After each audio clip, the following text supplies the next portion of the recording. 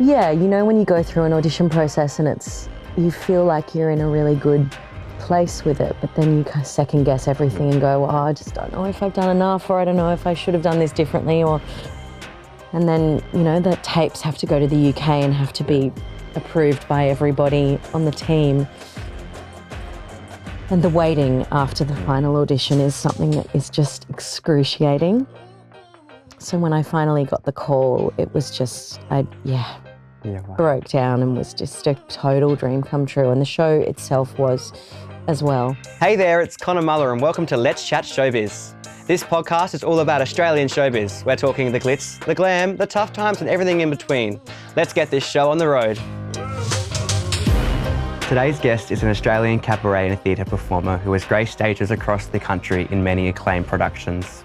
She's currently starring in Cats the Musical as part of its 40th anniversary tour. We are absolutely thrilled to welcome Lucy Maunder. Thank you, Connor. Nice to see you. Yes, thanks for joining us. So you've had an incredible theatre career so far. Let's go back to 2006. You graduated at WAAPA. How did that become and what was that experience like? I sort of spent my high school years, you know, in the musicals and plays that were in school, and I also would do a lot of Shakespeare productions with one of the brother schools in the area. So I was always really immersed in theatre. I grew up in my mum's dressing room. She was an opera singer through the 80s, and my dad also worked for the Australian Opera as well. So I was very much, you know, in that world from birth. And we moved over to the UK when I was 5 years old, and for my dad to work at the Royal Opera in Covent Garden, and spent 10 years in London. And so I spent a lot of time, you know, seeing West End shows from a really young age. And I just loved it. But I played musical instruments, did ice skating, dancing, lots of extracurricular things when I was growing up. But when we moved back to Australia in the year 2000, I started to sort of focus more on musical theatre. And then in year 12, I decided to audition for WAAPA right at the end of the year. And I got in straight away. And so I moved over to Perth. When I was 18, I was the youngest in my class. Wow. By about, I don't know, maybe 6 months. But yeah, there were only a couple of us that were 18. And we spent 3 of the best years of my life over there studying musical theatre. And yeah, then I graduated in 2006. And here we are nearly 20 years later. Yeah, so. Wow. Yeah. Are you still in contact with any of your fellow classmates and that? Yeah, absolutely. Lifelong friends. So many friends from all 3 years, because they stream the dance program in terms of ability. So because I had done a lot of ballet and jazz, I was in with the third years from first year. Yeah. But also you do performance pracs together, and you're in the ensemble when the second years are performing the lead roles and stuff. So, and it's very much a family. And yeah, this week we have tragically lost Ben Lewis, who was in third year at WAAPA when I was in first year. But also our parents were in the opera company together when we were growing up. So I've, been super close with Ben and Al since I can remember, really. He taught me to tie my shoelaces and to read, and then they moved over to the UK at the same time that we did. So we've spent our whole lives together, and it's a tragic loss to the industry. Yeah. Very bad. Once you left WAAPA, what was your first big break? What was your first? We graduated at the end of 2006, and I was approached by an agent after our showcase from Melbourne, and I ended up signing with a Sydney agent, but he got back in contact with me after I said I was going to move to Sydney, not Melbourne. And he said, look, a brief has just come across my desk for a young Marina Prior in a play that was starring her called Harp on the Willow, about the life of Mary O'Hara, who was a harp player and quite a big recording artist in the 60s.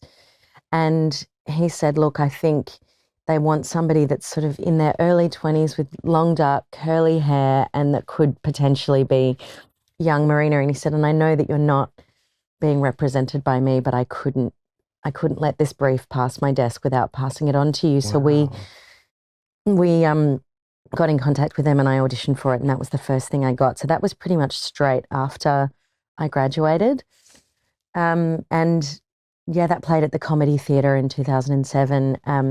And my husband in that production was Tom Wren, Oh, wow. who actually graduated from VCA the same year that I graduated from WAAPA. So it was his first gig out of university as well. And then 17 years later, and wonderful friends ever since, Harp on the Willow, he messaged me and I was in hotel quarantine about to open in Charlie and the Chocolate Factory in Perth. So I had to do a 2-week isolation in Perth from Brisbane to get into WA. Yeah. And Tom messaged me and he said, Maunder, can I talk to you about something? And I said, yeah. And he goes, I've been offered a role in a commercial musical, and I just you're my port of call for musical theatre, because he obviously went and did a ton of TV and straight theatre. And I said, yeah, sure, give me a call. And he goes, yeah, it's just I don't know how these contracts work, or do you think I'll cope with a long-running musical? And I suddenly thought I'd been at the end for Mrs. Banks in Mary Poppins, and we hadn't found out yet who Mr. Banks was. And it suddenly dawned on me, and I said, wait, is it Mary Poppins? And he said, yeah. And I was like, is it Mr. Banks? And he said, yeah. And I was like, okay, well, I guess you need to just find out who the person is playing Winifred.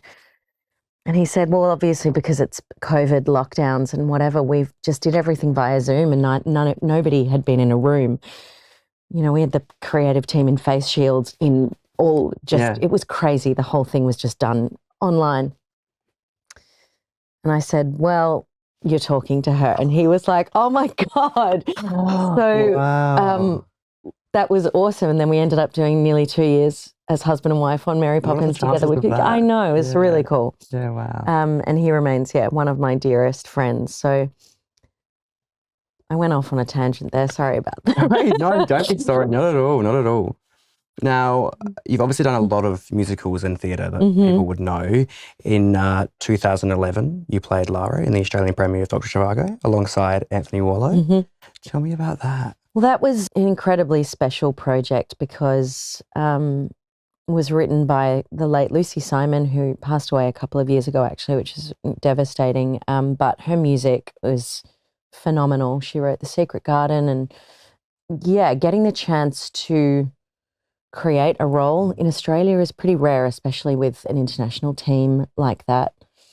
And it was obviously like an epic musical, wartime Russia. And I remember falling in love with the music when I heard it, but often we just get productions in Australia that are kind of exactly the same as what they've been overseas.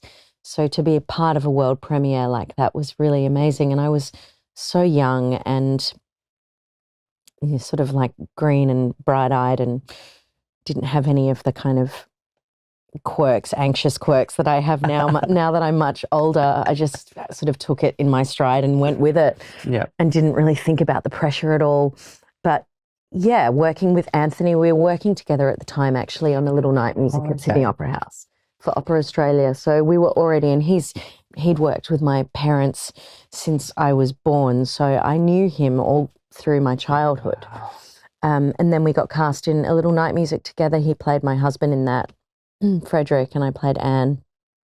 And so I was auditioning for the show as we were already working together, and it was a wonderful experience. Des McAnuff directed. He was, Tony Award-winning director of Jersey Boys on Broadway, and the artistic director of La Jolla Playhouse. And Kelly Devine choreographed, and Kelly Dickerson was the musical director, and we tragically lost her a couple of years ago as well.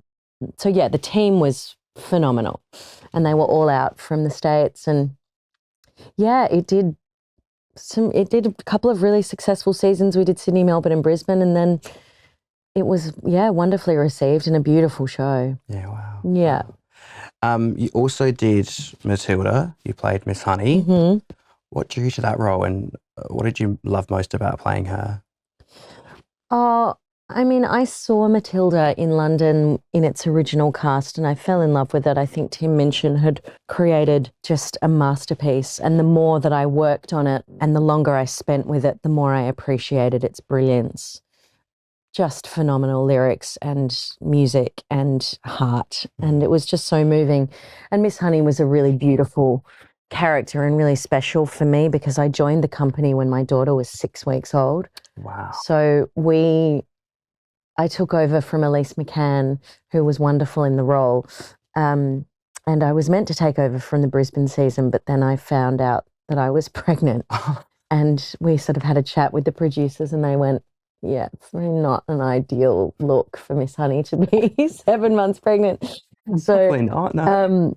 I said, but I want to do the show. So can I start later? And they said, well, you can start from the Perth season, but you're going to have a newborn. And I was like, yeah, I'll be fine. That's going to be fine. They said, but what if something goes wrong? What if you don't want to? And I said, no, it'll be good.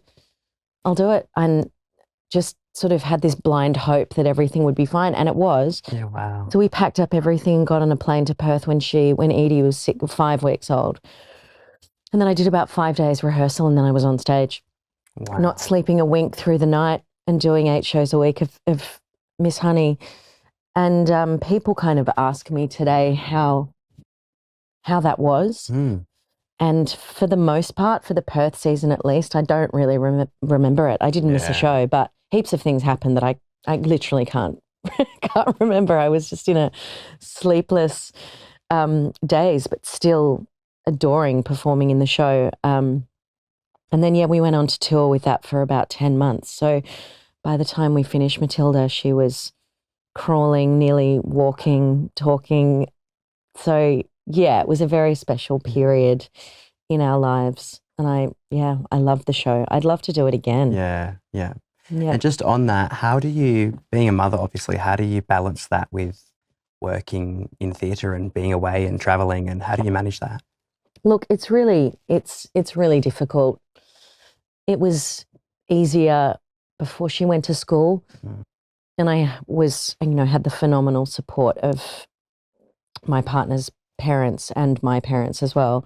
Our mums would come on tour with us and I wouldn't have been able to do it without that. And also Jared, my partner, dropping everything to do that as well. But once she started school, that was really difficult because she has to be obviously in one spot. So that was through Mary Poppins was her first year of school. And so that meant flying every week to be home on a Monday and Tuesday, or sometimes just a Monday because we'd have a Tuesday show.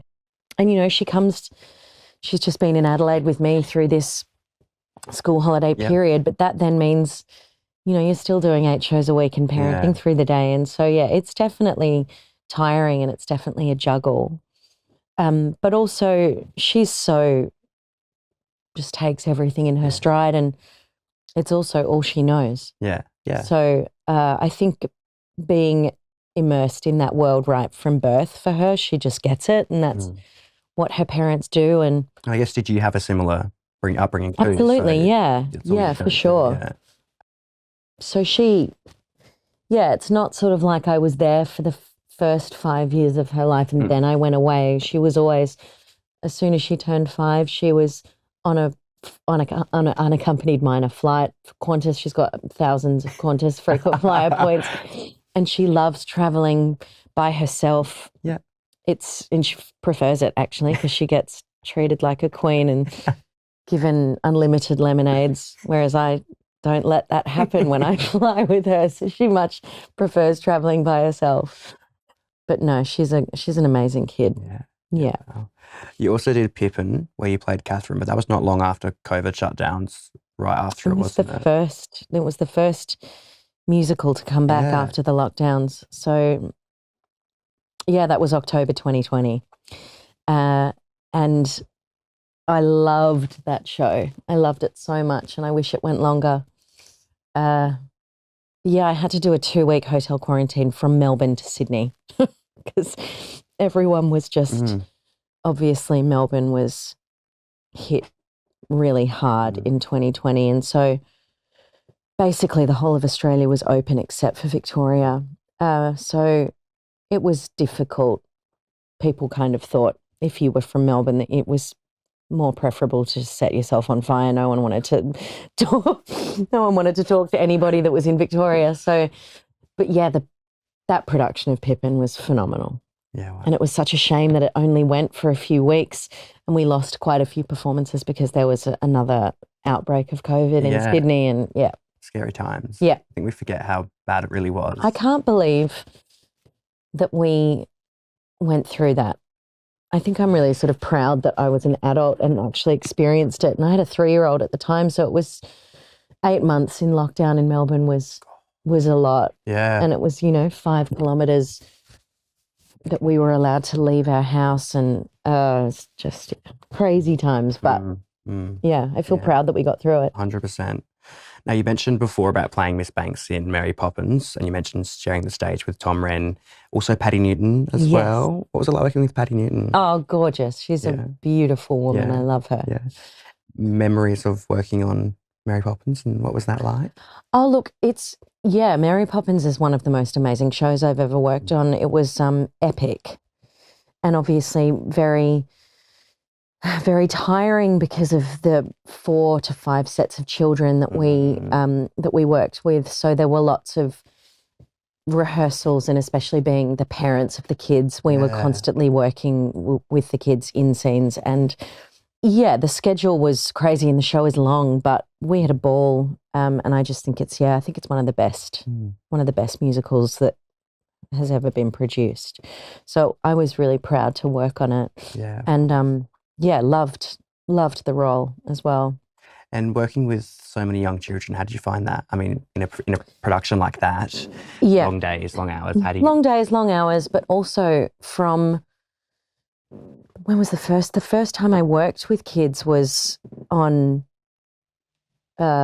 Matilda, and then from Matilda onwards, it was kind of 7 years straight of working with kids. Yeah, so right. I did Matilda, then I did Beautiful, which didn't have children, but I then did Charlie and the Chocolate Factory, and then Fun Home, and then Pippin, and then Charlie again, and then Fun Home again, and then Mary Poppins. And so by the time I got to Chicago, it had been 7 years with kids, and so I was like, it was time. You've done your time. Yeah, but I love working with children, and they're just so enthusiastic and innocent and gorgeous and funny, and I know them and love them all, the ones that I worked with. And there's been, God, I can't even tell you, there were 4 sets of kids in Matilda, 4 Matildas, 3 sets of children. Wow. And the same 5 Charlies in each season. So, Wow. And they're all grown up now, and it's really crazy. They come to see shows now. A few of them came to Cats in Sydney and have just graduated from WAAPA and are now working professionally in, things like Back to the Future. And you see them at stage door, and they're adults now, and it's really, it makes me feel quite old. Of course, we saw you in Chicago as Roxie Hart, which I saw, and you were brilliant. Tell me about that role and getting that role. And that was probably the most overwhelming and exciting phone call to receive from my gorgeous agent, Kylie. It happened very late at night because the producers were in the States at the time. So I think it was at about 10 p.m. that she got the email to say that we had an offer. And, it's one of those things that you audition for a role like that, and it has been a bucket list show and role for me since I first saw the show when I was in London, and I would have been about 12.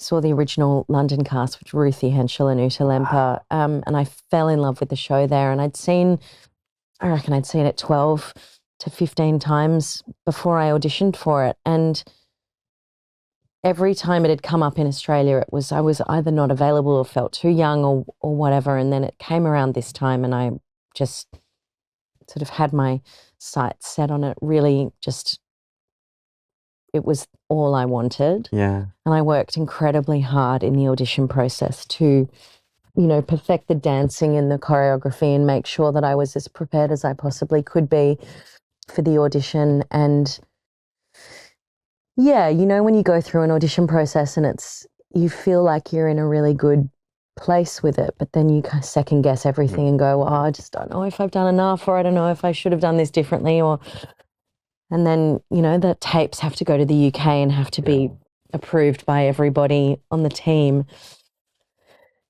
And the waiting after the final audition is something that is just excruciating. So when I finally got the call, it was just, wow. Broke down and was just a total dream come true. And the show itself was as well. Yeah. From when you get told that you've got the role to when it gets announced, how long is that period usually? It changes, but a while. Yeah. And it's hard because it's such a small industry, and usually at the end of these auditions, there's, you know, 2 of us at the end for something. And when you don't get something, you can quite happily say to people, I didn't get it. But that then by process of elimination means that usually people work out who did. Yeah.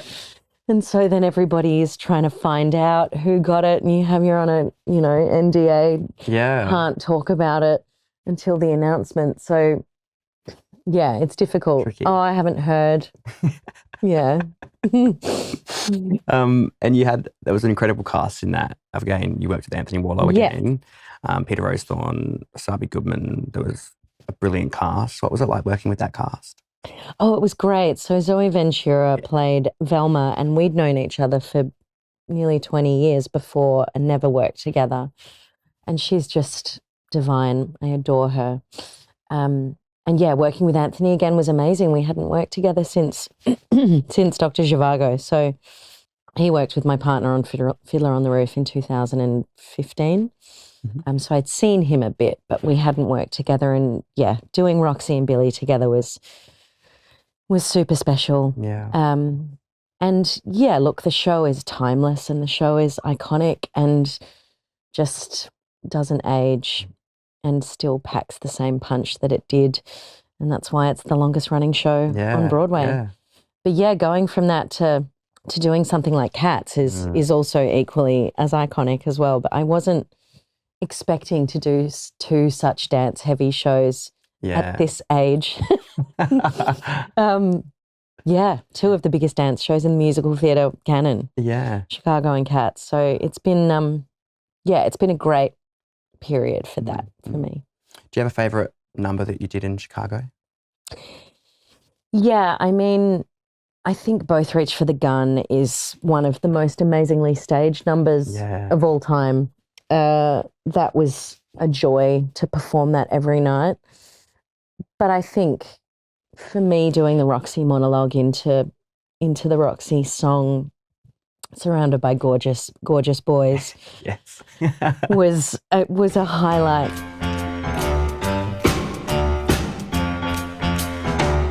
The name on everybody's lips is gonna be Roxie.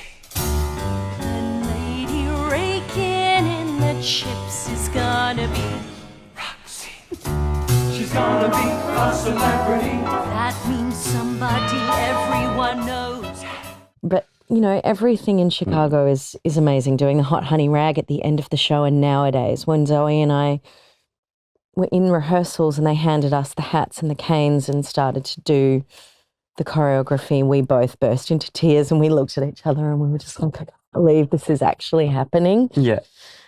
So iconic Fosse choreography and so down to each finger, and it was overwhelmingly special, that whole period. And yeah, I feel very lucky to have been part of that legacy, as I am feeling very lucky to be part of the Cats legacy. Yeah. Now, talking on Cats there, you're of course here in Adelaide for Cats. Tell me about the role that you play in Cats. So I play Jelly Loram in Cats, which is completely different to something like Roxie. So she's very much more in the vein of the Miss Honey, Mrs. Bucket, maternal roles that I've been lucky enough to do. She's very warm, very, I work really closely with Todd McKenney, and she kind of in the hierarchy of the cats, she's sort of an adult cat. We've got the kittens, and then you've got sort of the teenage cats, and then you've got the older cats, and then the older cats. And Jelly's probably in the middle there somewhere.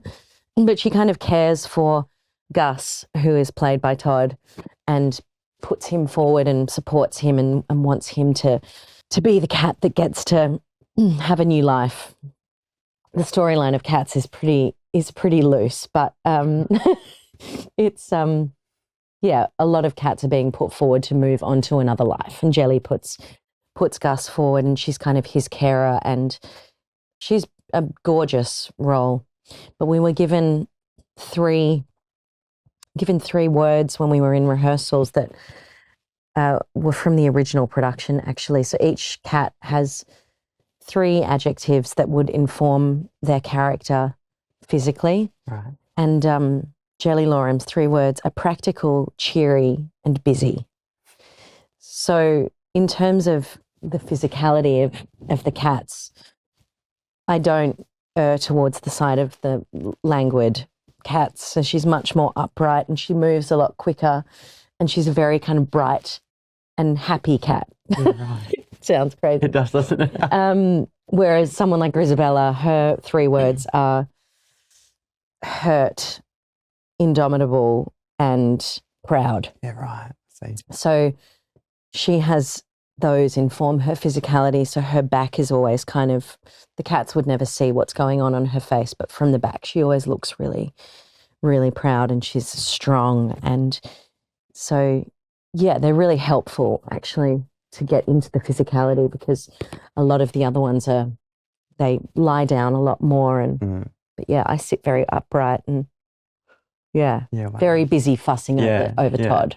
And tell me about the connection you have with Marina Prior and Cats in the 40th anniversary. Yeah, so my first show out of WAAPA was playing young Marina. And then we went on to work on Fun Home together for Sydney Theatre Company, and she played my mother in that. And then I took over. Well, then I played Mrs. Banks in the second production of Mary Poppins, and she'd played the original Mrs. Banks in Australia. But then in the Melbourne season, she came in to play Miss Andrew in The Bird Woman. So we worked together again through Mary Poppins, and I was obviously playing the role that she'd originated in Australia then. And then when I got cast in Cats, she messaged me and she said, "Are you living my past life?" Because she played Jelly Loram originally, opening at the Theatre Royal in 1985.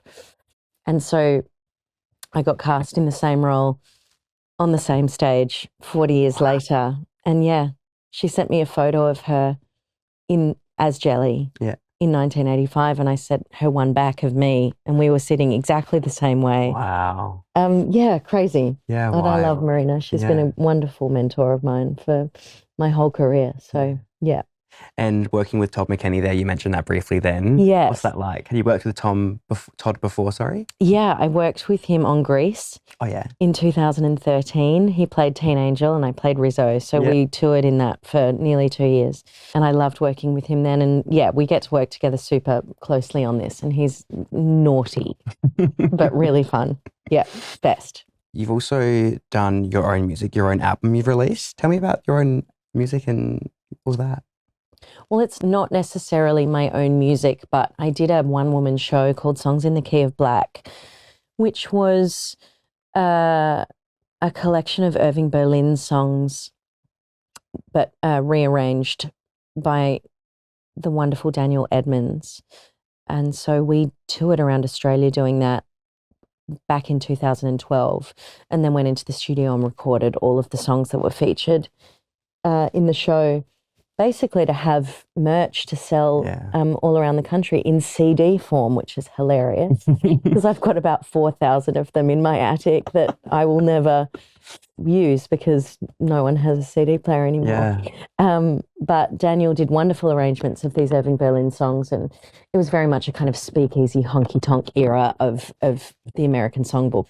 And yeah, we ended up taking it to Adelaide Cabaret Festival and the Spiegel tent and all around Australia. And it was a joy to do that show. I'd love to do it again at some point. Yeah, wow. Is there anybody in the industry that inspired you growing up? tons of people inspired me growing up. Obviously, I was lucky enough to see so many wonderful performers in London when I was a kid.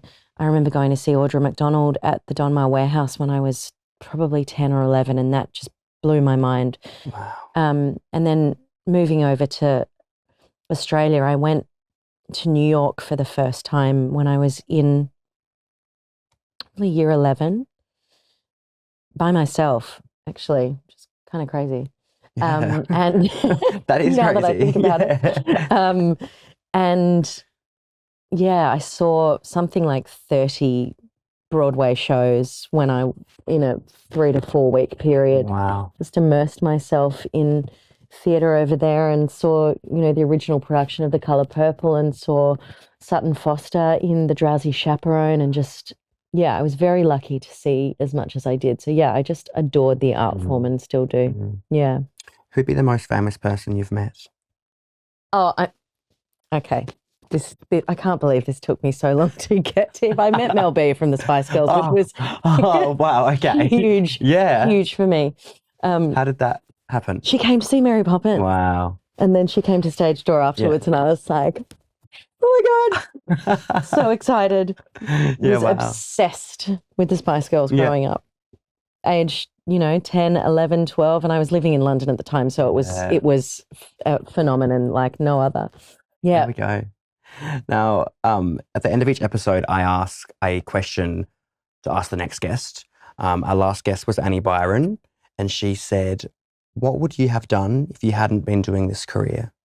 I would have gone into food. When we own a cafe. Oh, okay. Me and my partner. And food. Definitely chef, a massive foodie. So I would have gone into something in hospitality, probably a restaurant or wine bar or something with like that. Phenomenal food. Yeah. Now, we don't know who the next guest could be. It could be anyone. A question for the next guest. It can be absolutely anything. Tell us your funniest travel story. Brilliant. And what's yours? Probably being locked out of my apartment in New York. I was staying with my 5 girlfriends from high school, and there was one set of keys between 6 of us.